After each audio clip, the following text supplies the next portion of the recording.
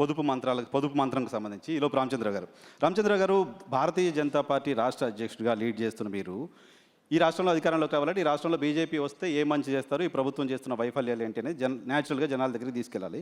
Same time Bharatiya Janata పార్టీకి ఊపు వచ్చిన ప్రతిసారి పెద్ద జాయినింగ్స్, ఆపరేషన్ ఆకర్ష్ లాంటివి చూసాం. సో ఇప్పుడు మీరు బాధ్యతలు తీసుకున్న తర్వాత ఇతర పార్టీల నుంచి ఎవరైనా అప్రోచ్ అవుతున్నారా? ఆకర్ష్ ఉందా? ఏమన్నా క్షేత్రస్థాయిలో పోరాటాలకు సంబంధించి ఏమైనా ప్లాన్ చేస్తున్నారా?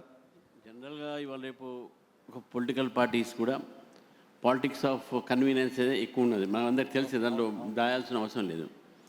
అవి ఎలక్షన్స్ ఇప్పుడు లేవు కాబట్టి డెఫినెట్గా అటువంటి చేరికలు లేవు ఇప్పుడు ఎక్కడ కూడా. బట్ డెఫినెట్గా మాతోని చాలామంది రావడానికి సిద్ధంగా ఉన్నారు. మా మీద విశ్వాసం పెరుగుతూ ఉన్నది, ప్రజలకు విశ్వాసం పెరుగుతుంది, రాజకీయ పార్టీలో చాలామంది నాయకులకు విశ్వాసం మా మీద పెరుగుతూ ఉన్నది. ఎందుకంటే ఇన్ని ఫలితాలు చూసిన తర్వాత దేశంలో మోదీ గారి ఒక నాయకత్వం కూడా బలపడుతున్న నేపథ్యంలో తెలంగాణలో కూడా భారతీయ జనతా పార్టీ ప్రజా ఆదరణ పెరుగుతున్న సమయంలో చాలామంది మా దగ్గరికి వచ్చే ప్రయత్నం చేస్తారు. వస్తున్న దానికి ఆకర్షణ మేము అది స్వతహాగా వచ్చినటువంటి ఒక ప్రయత్నం మాత్రం, కానీ మేము ఎవరిని వాళ్ళు ఆకర్షితులు అవుతున్నారు. మీరు ఆకర్షణ గురి డెఫినెట్గా ఒకటి ఈరోజు వేరే పార్టీల నుంచి రాజీనామా చేసి వస్తేనే పార్టీలు బలపడతాయి అనుకునేటువంటి ఆలోచన మీలాంటి పెద్దలు కూడా చేయదు. ఈరోజు ఇక్కడ కూర్చున్నారు, వీళ్ళంతా మేధావులు ఉన్నారు, లేకపోతే గ్రామీణ ప్రాంతాల్లో యూత్ ఉన్నారు. ఆ రకంగా వాళ్ళు చేరాలి తప్ప ఒక రాజకీయ పార్టీలో నుంచి చేరితేనే వాళ్ళే మునగాళ్ళు, వాళ్ళే ప్రజానాయకులు, వాళ్ళే ప్రజాభిమాన నాయకులు, వాళ్ళు ఆ పార్టీలకు రాజీనామా చేసి బీజేపీలో చేరితేనే లేకపోతే ఇంకో పార్టీలో చేరితేనే పార్టీలు బలపడతాయి అనుకుంటే తప్ప, నా అభిప్రాయం, వ్యక్తిగత అభిప్రాయం. కాబట్టి మీలాంటి మేధావులు రావాలా, అది చేరుతుందా లేదా చూడు. ఇప్పుడు నా పార్టీ బీజేపీలో తెలంగాణలో ప్రతిరోజు ఏదో ఒక గ్రామం నుంచో ఏదో ఒక టౌన్ నుంచో మా అధ్యక్షుల వారి నేతృత్వంలో యూత్ చేరుతూనే ఉంటారు. అది కోరుకోవాలి మనం. రాజకీయ పార్టీలు, ఎమ్మెల్యేలు, ఎంపీలు రాజీనామా చేసి అక్కడ మోసం చేసి వెన్నుపోటు పొడిచి బీజేపీలో ఎడితేనే ఏ పార్టీ అయినా సరే బలపడతాది అనుకోవడం మంచిది కాదని నా అభిప్రాయం. సార్ ఇప్పటిదాకా చేరిన వాళ్ళంతా అటు చేరినట్టేనా? వేరే పార్టీ నుంచి మీ పార్టీలో చేరిన ఎమ్మెల్యేలో, ఎంపీలో అదొక్కటే కాదు అంటూ నేను. అదొక్కటే అన్న పాయింట్ ఏంటంటే మీరు అన్నారు ఎవరు అందుకే అన్నాను ఆకర్షణ మేము పెట్టట్లేదు, వాళ్ళు ఆకర్షించి చాలా మంది వస్తున్నారు. వారి పాయింట్ ఏంటంటే ఈరోజు కూడా రోజు మా ఆఫీస్ చూస్తే సినిమా యాక్టర్స్ కానీ, యూత్ కానీ, డాక్టర్స్, లాయర్స్ చాలామంది జాయిన్ అవుతారు. ప్రతిరోజు మా ఆఫీస్ జాయినింగ్ ఉంటుంది, మీ మీడియా మనం చెప్తుంటారు. అయితే ఈ జాయినింగ్స్ పొలిటికల్ పార్టీ నుంచి రావడం ఎందుకు, ప్రజల్లో నుంచే మేధావుల నుంచే రావాలి కదా, వాళ్ళు పార్టీలో చేరండి అని చెప్పి మేము పిలుపునిస్తున్నాం. నేను ఫస్ట్ అధ్యక్షుడు కాగానే నేను పిలిపించినాను, youth and women should join BJP in large numbers అని చెప్పినాం. ఈరోజు మీ 33% రిజర్వేషన్ సిద్ధంగా ఉన్నాం. మా ఉమెన్ రాండే మా దగ్గరికి, we're going to give your political right for you all. So Bharatiya Janata పార్టీని రాష్ట్రంలో పొత్తులు బలహీనం చేశాయా? పొత్తుల వల్ల బలపడలేకపోయామని ఏమని అనుకుంటున్నారా? ప్రతి ఒక్క పొలిటికల్ సిచ్యువేషన్లో ఒక్కొక్క నిర్ణయాలు ఉంటూనే ఉంటాయి.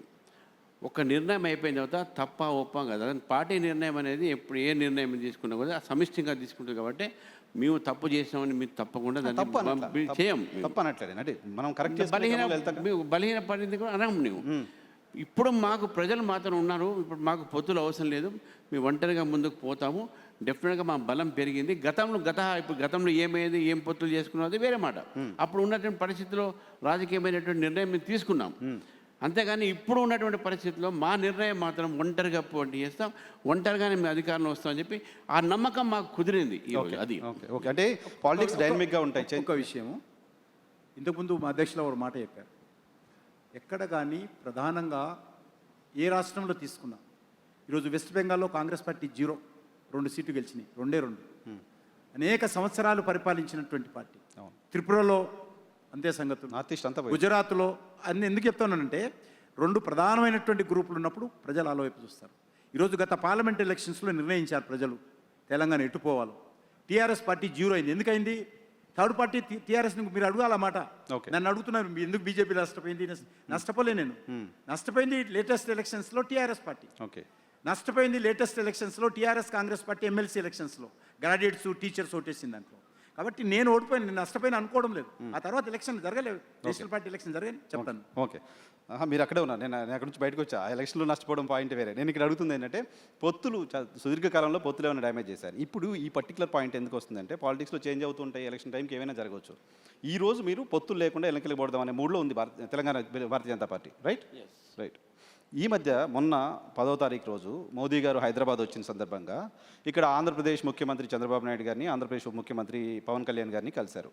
కలిసిన సందర్భంగా ఒక చర్చ మళ్ళీ ఏం స్టార్ట్ అయిందంటే తెలంగాణలో జనసేన, బీజేపీ, టీడీపీ కలిసి పనిచేయబోతున్నాయా అనే ఒక చర్చ స్టార్ట్ అయింది. చర్చ స్టార్ట్ అవ్వడానికి సంబంధించిన సబ్స్టాన్షియల్ ఎవిడెన్స్ని మోదీ గారే ఇచ్చారు.